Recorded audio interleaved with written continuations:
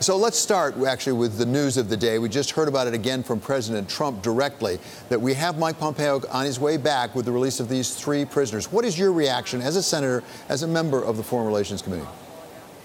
Well, first of all, I think that this just continues to head in the right direction. I mean, this is a positive sign. Everything we've seen so far has been a positive sign.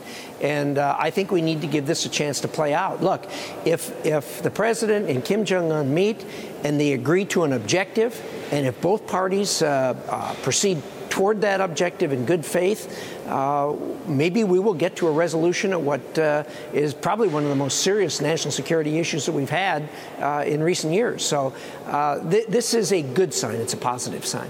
Are you concerned at all that we're setting expectations too high at this point? You always worry about that.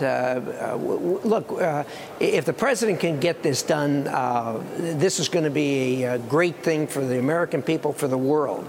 And you always don't, particularly when you've been dealing with North Korea, that we have a long history of failure with. This thing's heading in a different direction this time, at least at this point. Will it get done? As the president always says, maybe it will, maybe it won't. But we all need to be pulling for the president and seeing if he can get this done. President Trump, of course, pulling out of the Iran nuclear deal. How will that action affect negotiations with North Korea? Because verification of denuclearization is a long process.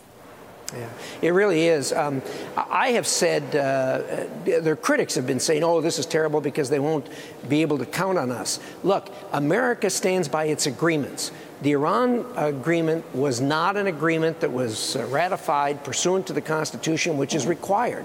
The Constitution in Article 2 is very clear that any treaty has to be submitted to the United States Senate for a 2/3 vote. The Iran deal was not.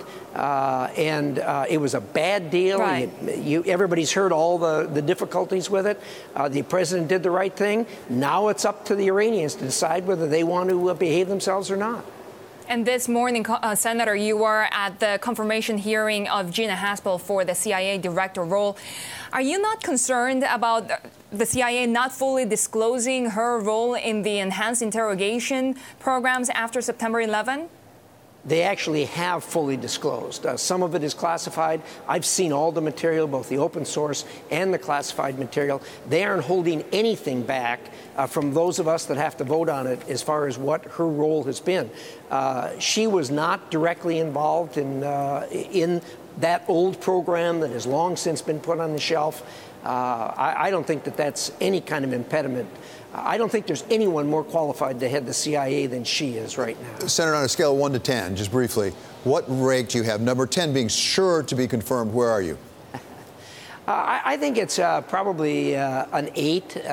If you count noses right now, we've lost 1. We've picked up 1 from the other side.